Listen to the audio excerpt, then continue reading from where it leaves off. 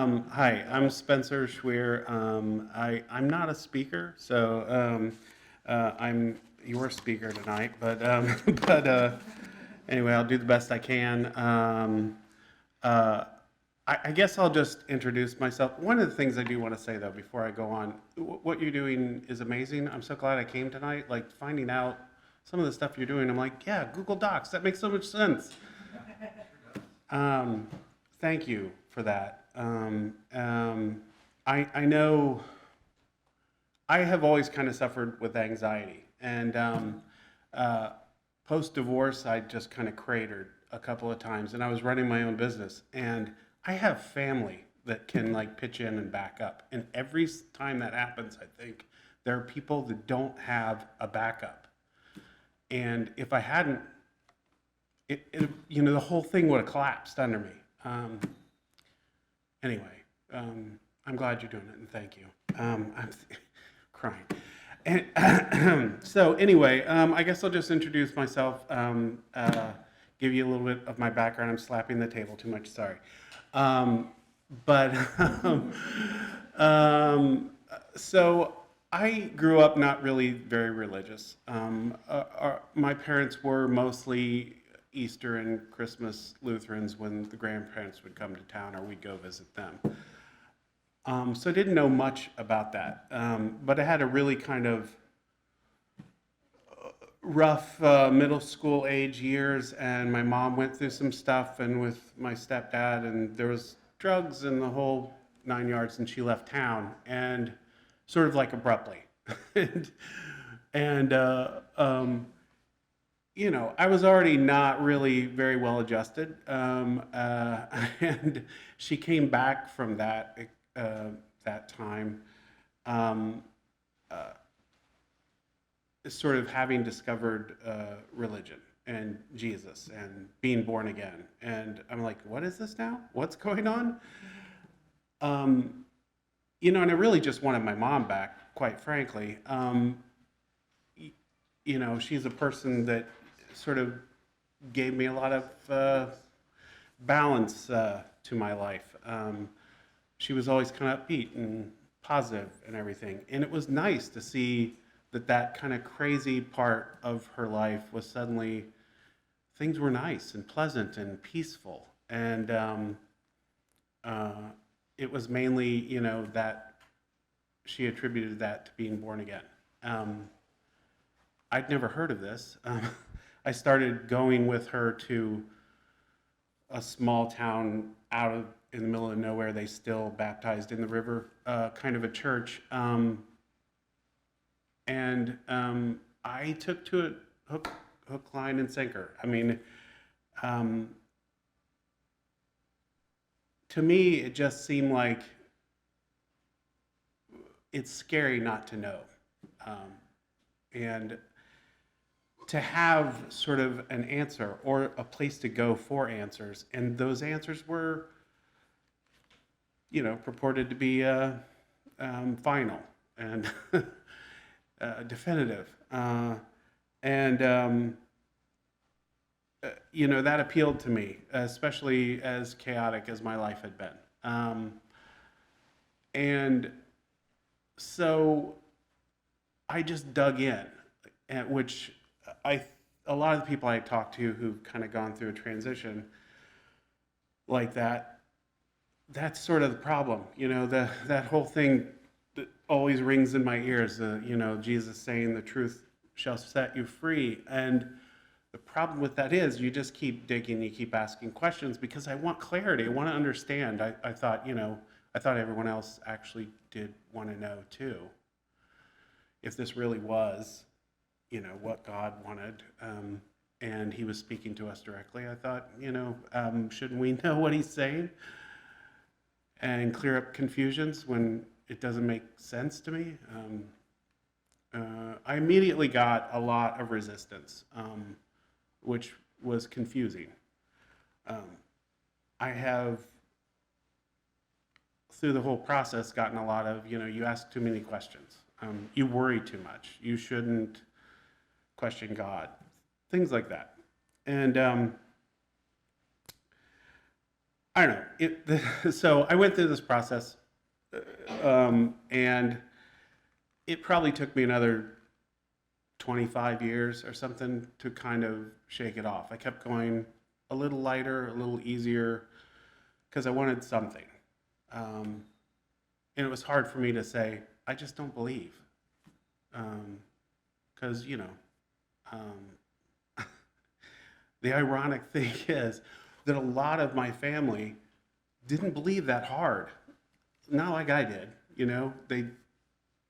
they found it easy to kind of like um, let things go, and that. So anyway, I don't know. I'm probably rambling now, but that's. I wish there had been something like recovering from religion. I wish I had had people to talk to, because I went to my family and whatever I said, just as long as I don't say I'm not a believer, like that's horrible. Like, you know. So to have people to talk to about it would have been nice. And uh, so anyway, I found out about recovering from religion. I tried to go a couple of times, but I think it was already after here was starting to disband. And like I said, I'm not really a leader. I'm not really a talker. I mean, I'm not really a speaker, but is what I'm trying to say. Um, but I just wanted to do something, and so I've always found support groups really helpful.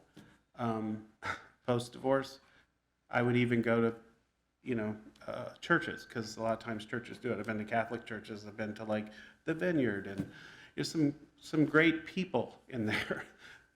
And as long as you can filter out some really terrible messages, it's okay.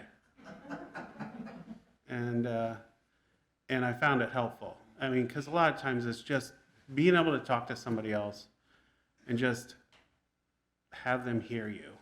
Sometimes it makes a big difference. So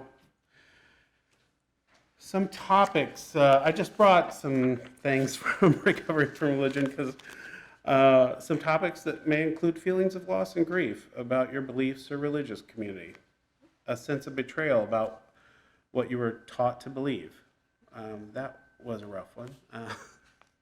When you count the years, sometimes, I know, it probably should have been faster for me, but I'm slow. So, lingering fear or doubt about leaving your religion, managing relationships with people in your life who still believe.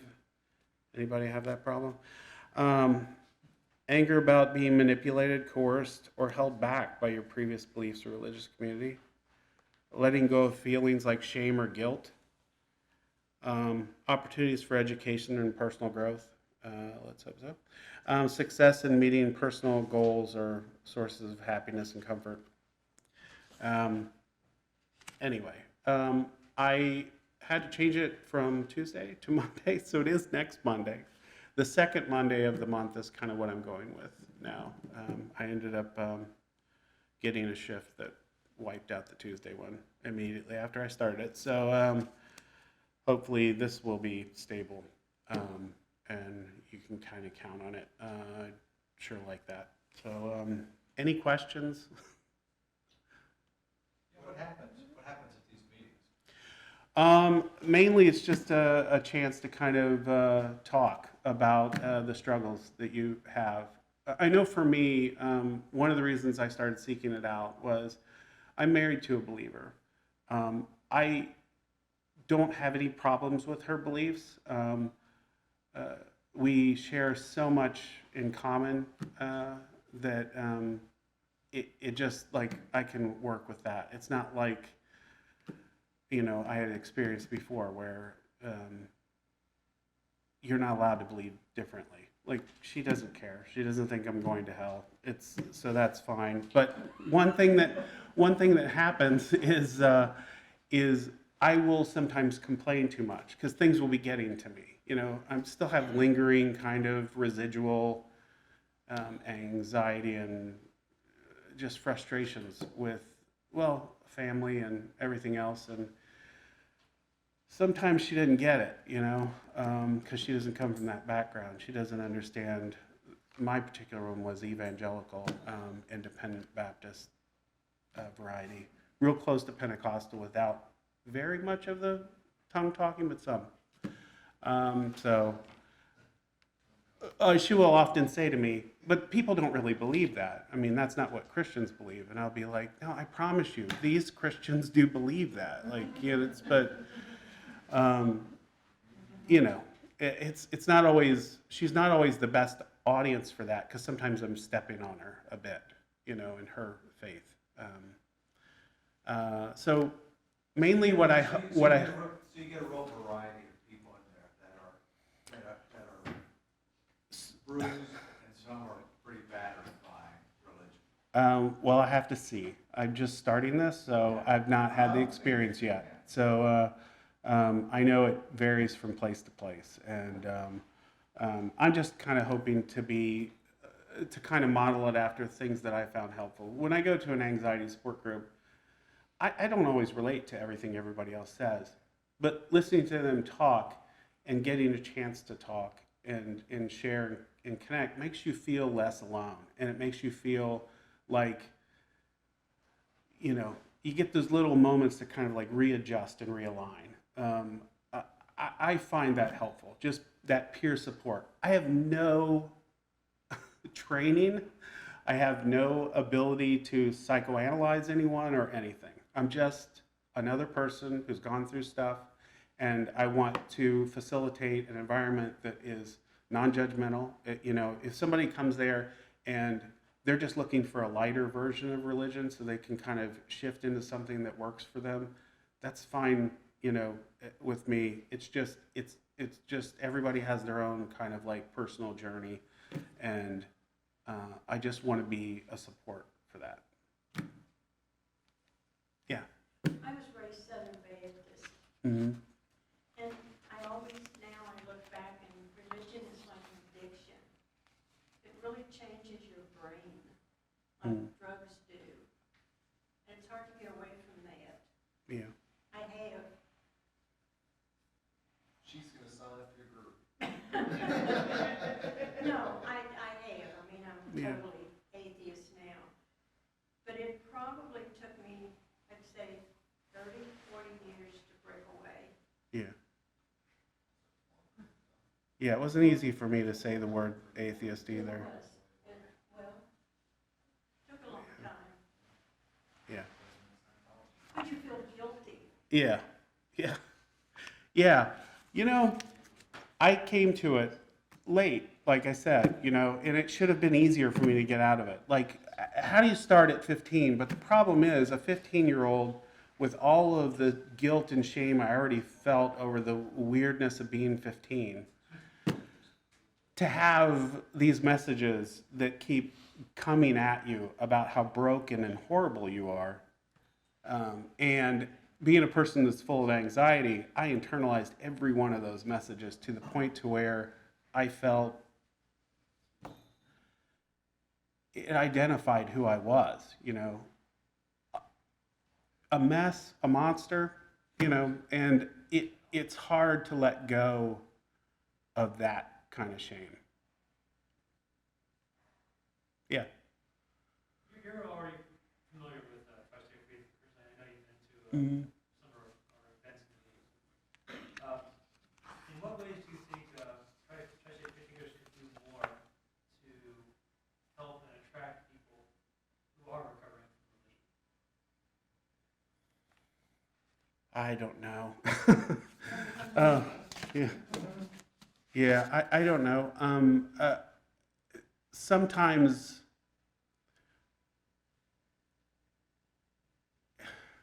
because I'm trying to think why don't, like, I have tried to several times kind of like find a little piece that I can kind of come to, and that'll be my thing, my connection or whatever. My personal thing, and this is just an anecdote, so I don't know if this is good. Anecdata is not that great, but it's difficult for my wife, who is a believer, for me to come to things where she feels like the religion is, the religious are being considered, you know, that they're not, I'm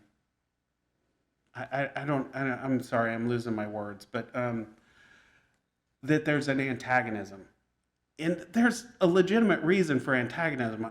I don't think there isn't for a lot of people. Like, I mean, she has the same political views I do, you know, and is very sort of against the kind of like removal of individual rights and that sort of thing. I know there's reason for antagonism, but for her, it's hard. And then it's sort of like, it's just hard for me to go when I can't also go with her. So I have to kind of find somewhere that's a little easier, I think, for her. I think that's just some of it. I don't know. I don't know. So is she gonna participate in your? No, no.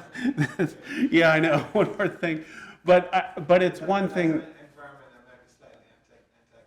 Yeah. I'm gonna try my best to try to make it so that people can come and feel like if they're sort of in the middle, they're not, you know, being beat up. But anyway, yeah. Yeah, one thing I'd like to add, and it might pertain to Carlos's question as well, is I know somebody who was religious and had bad things happen to them because when they were hurting, religion reached out to them and religion was there, while atheists were angry and wanted to be right and were writing dissertations and debating. Yeah. Religion just reaches out and sometimes accepts you for what's going on, and then they wrap their religion around you. So I appreciate the softer approach that this group is kind of taking, and that can transition, and that can also ease the anger that a lot of atheists have when they find out that they've been duped by their parents or their society or their community for such a long time. Yeah. So I do appreciate the soft approach that you're taking, and I can see how that can easily transition more gently into doing activism work that we do. So Yeah. I appreciate everything you're doing. You know, Stay humble in doing it. the activism part of it probably is that part's amazing. I mean, that part, it always seems like it never lines up. Like I always have some work thing or something, but that part, because you're just out doing something, it's like, hey, come help. I mean, I do think those are areas that are a lot easier for people to, the socializing sometimes, it feels to me like it can get into areas where there's a lot more sort of like vitriol flying around, especially in this political environment. But yeah, I mean, like one of the things on the Recovering from Religion Support Group is we will remain neutral on the subject of religion. That's hard to do when you're coming there to talk about how religion has hurt you. So I don't know. I have no idea how I'm going to do this. So you're welcome to come and see me fail. But Recovering from religion is a sort of nationwide thing. It is. It's probably, I guess you could say it's like Alcoholics Anonymous. You have groups, you can set up a group wherever you want. Exactly. So they have sort of like Yeah. materials. Yeah. Let's see. What is it? Recoveringfromreligion.org is the website. And the hotline is 1-844-I-DOUBT-IT 48. 48. No, it's 1-844-I-DOUBT-IT, which is 48. I'm sorry. It's I doubt 48, I guess. 84-I-DOUBT-IT. Yeah. Anyway, there's also the seculartherapy.org project for anyone who's looking for a therapist that doesn't want to be preached at in the middle of your therapy session. So, or told you need more Jesus, and then you'll be healthy. All right. I guess I rambled on a lot long. Anyway, any more questions or anything? What are your groups? Are they local? Well, mine is, I'm sorry, I'm so bad at this. The second Monday at 7 o'clock at the Kenton County Public Library, downstairs, there's a conference room. It's on the Meetup site. You can find the information there, meetup.com. Recovering from Religion, Cincinnati. We have it listed. Yeah. Thank you.